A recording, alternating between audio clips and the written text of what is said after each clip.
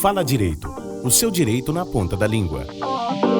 Este podcast é produzido por acadêmicos do curso de Direito da Católica de Santa Catarina e faz parte do projeto Observatório Católica de Cidadania, contemplado com recursos da FAPESC, Fundação de Amparo à Pesquisa do Estado de Santa Catarina. OAB Sejur, o direito em alto e bom tom.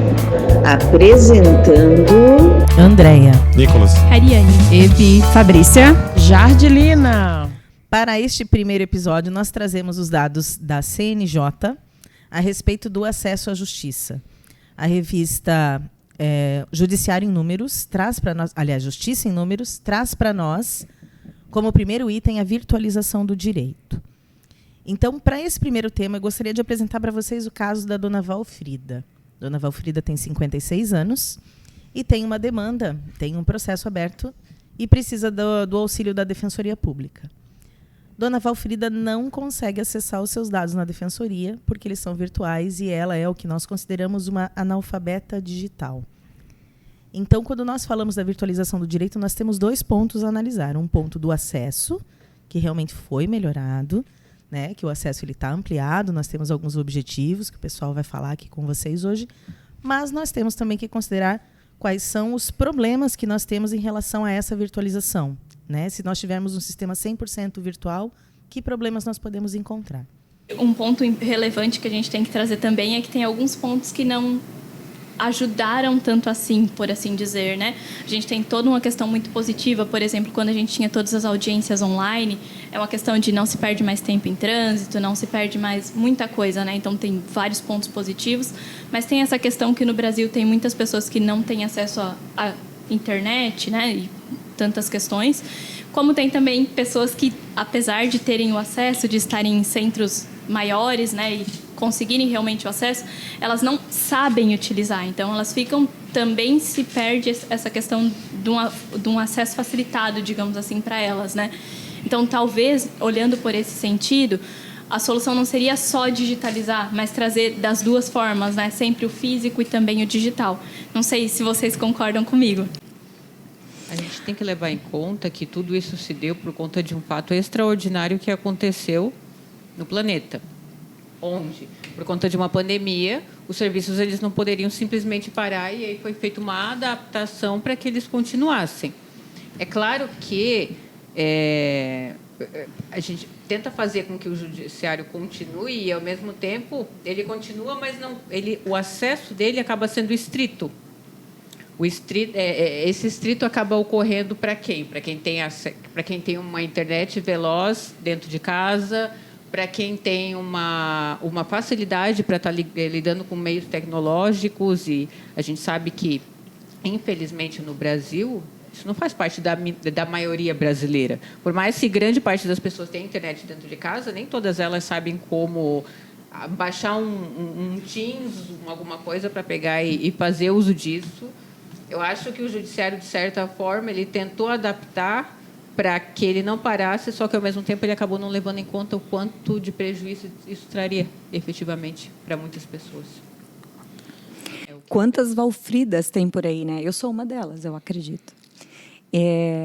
Acredito também que a tecnologia, ela também afastou muitas pessoas. Deu oportunidade, porque a tecnologia, ela veio dentro de com uma avalanche maior, né? Veio assim dentro desse período da pandemia, em que trouxe tantas oportunidades de empregos para pessoas que podem estar dentro de casa, trabalhando em qualquer lugar do mundo, como também afastou muitas pessoas, né? Hoje, o meu pai não sabia nem ligar o computador, nem ligar o celular, dentro da nossa necessidade de a gente não poder ter acesso à casa deles por causa da pandemia.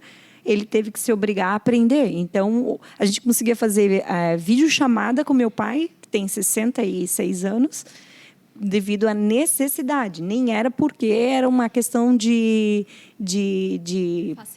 facilidade, ou porque era fama, né? Ou porque era o auge do momento. Não, foi uma necessidade da gente poder estar se comunicando, dele ver a gente, dele matar a saudade, né? E da mesma forma, sim, que a gente pode colocar, né? Então, por pesquisa do Comitê Gestor da Internet no Brasil, em 2019, 73,9% da população tinha acesso a isso. E em 2020 já subiu 7%. Então 81% da população tinha acesso à internet. Mas e esses 19%? Como é que eles fazem? Como é que eles chegam? Como é que eles vão andar? Como é que eles vão conseguir fazer? Mas eu acho que daí que surge a necessidade de um investimento mais arrojado em relação, até mesmo como política pública, de acesso a esses meios, né?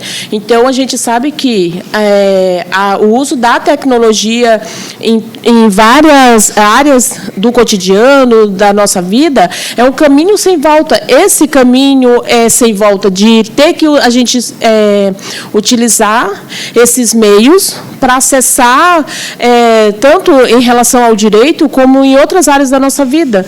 Então, o que tem que haver é um investimento maior, principalmente, por exemplo, na administração pública, né? Que haja um maior investimento para que essas pessoas não sejam deixadas para trás, mas que elas possam ter acesso a essas novas tecnologias, essas novas formas de acessar a justiça, né? Bloco 2. Direito em alto e bom tom. A opinião do especialista. Gostaria de estar apresentando o nosso ilustríssimo convidado para este primeiro episódio do nosso podcast, Dr. Célio Alexandre John, defensor-chefe na Defensoria Pública da União de Joinville e também defensor regional dos direitos humanos. Dr. Célio, muitíssimo obrigada pela sua presença, é um grande prazer recebê-lo aqui no nosso estúdio. E eu gostaria de estar emplacando já de cara umas perguntinhas que são de extrema importância não somente para conhecimento aqui dessa nobre mesa, mas também do nosso público, principalmente do nosso público que está acompanhando e que está participando também no nosso podcast. Doutor, muito obrigada pela sua presença e participação no nosso podcast. Eu quero começar a nossa conversa fazendo uma pergunta que eu acho de grande relevância e que eu acredito que vai ser bacana para o senhor conseguir desenrolar bastante. Na sua opinião, a virtualização do direito, ele melhorou o acesso à justiça ou acabou dificultando? E de que maneira? Se sim, se não, de que maneira que o senhor acredita que se deu isso? Entendo que a virtualização do direito melhorou o acesso à justiça, tendo em vista que hoje praticamente todas as famílias têm acesso a um aparelho de celular com acesso à internet. Além disso, desapegou-se um pouco daquele formalismo total de processo físico, processo somente no papel. Eu penso que a virtualização deu acesso para as pessoas conseguirem buscar seus direitos, terem novas ferramentas de busca à defensoria, ao poder judiciário, a outras instâncias, sem precisar, às vezes, se deslocar para o local que presta assistência, que presta o auxílio jurídico. Certo. Vamos com mais uma, então. Considerando, diante de tudo isso que o senhor disse, a parcela da população que está sem acesso à internet, como que o judiciário pode assegurar que elas tenham garantido o seu acesso à justiça? Como é que a gente pode garantir isso? De que maneira? Embora a virtualização do direito tenha facilitado, na minha opinião, o acesso à justiça, a gente não pode deixar de considerar que muitas pessoas são hipossuficientes digitais. O que isso quer dizer, né? Que não tem acesso à internet, que não tem, às vezes, um aparelho que tenha um bom processamento de dados. Então, nesse aspecto, eu penso que os órgãos de prestação de assistência e também o Poder Judiciário, eles devem manter abertos canais de interlocução com os seus assistidos, com os seus clientes, como mantendo salas, né, de acesso à internet, de acesso aos dados, de acesso aos processos dentro de suas unidades. Então, aquelas pessoas que não têm condições de acessar a virtualização de sua casa, de seus aparelhos celulares, de seus aparelhos de computador, penso que a Defensoria, o Ministério Público, o Poder Judiciário devem manter salas adequadas para o recebimento dessas pessoas. Dentro de todo esse âmbito, tem um caso que a gente está trabalhando no momento, que é o caso da dona Valfrida, que é uma senhora que já tem acima dos seus 50 anos de idade está tendo uma dificuldade muito grande para obter informações dentro de um processo que ela abriu na DPE. O que o senhor pode ilustrar, ou que caso que o senhor pode trazer para elucidar melhor essa situação? Um caso que tenha marcado o senhor nesse tempo agora em que a gente está atuando dessa maneira remota, onde os trabalhos estão sendo feitos pelos servidores de casa e tudo mais. Tem algum caso que para o senhor assim venha na cabeça agora e que consegue... Que causou um certo impacto, que foi marcante, né, para o senhor? Na minha atuação, não me deparei com nenhum caso emblemático. De toda forma, em algumas audiências, quando os assistidos não tinham realmente condições, ou por não ter um aparelho de celular disponível, ou então por terem poucos conhecimentos de como utilizar a ferramenta, de como utilizar o celular, a Defensoria acabou disponibilizando uma sala, né, para que a pessoa pudesse comparecer à audiência já designada. Então, eu fiz a audiência do meu local, com o meu computador. O nosso assistido fez a audiência numa sala da DPU com acesso ao processo, e o juiz conduziu o processo, o ato processual de dentro do seu gabinete. Então, eu penso que dessa forma se garantiu o acesso à justiça para essas pessoas. Queria agradecer muito a participação do senhor, doutor. Tenho certeza absoluta que vai acrescentar e agregar muito ao nosso episódio todos os pontos que foram colocados pelo senhor.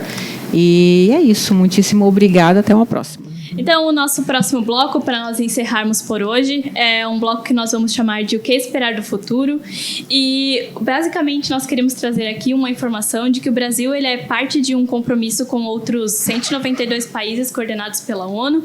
E dessa agenda surgiu um programa chamado Agenda 2030 no Brasil.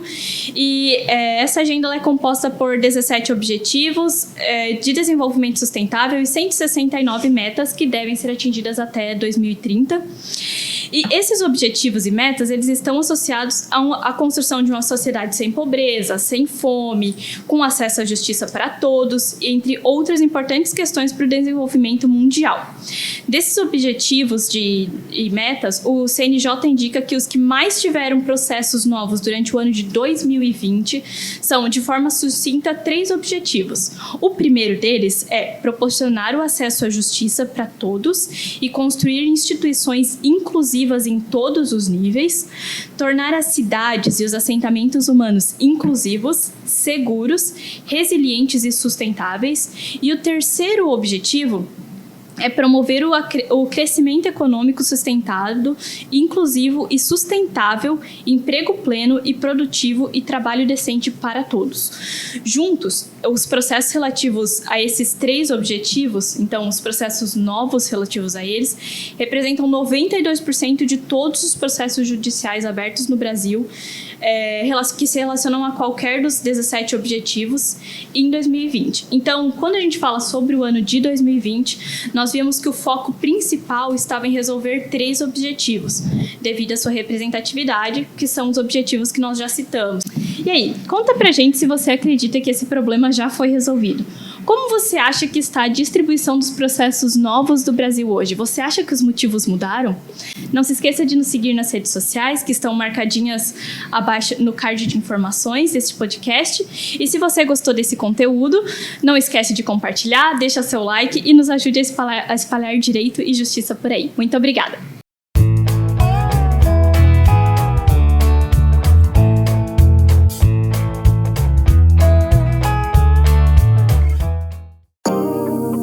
Fala Direito, o seu direito na ponta da língua.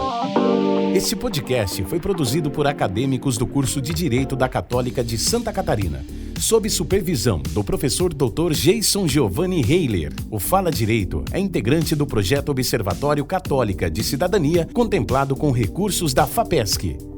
Outros conteúdos para turbinar o exercício da sua cidadania você encontra nas redes sociais. Instagram, @fala_direito. E Spotify, Fala_Direito. Dê um upgrade na sua cidadania. Siga o Fala Direito.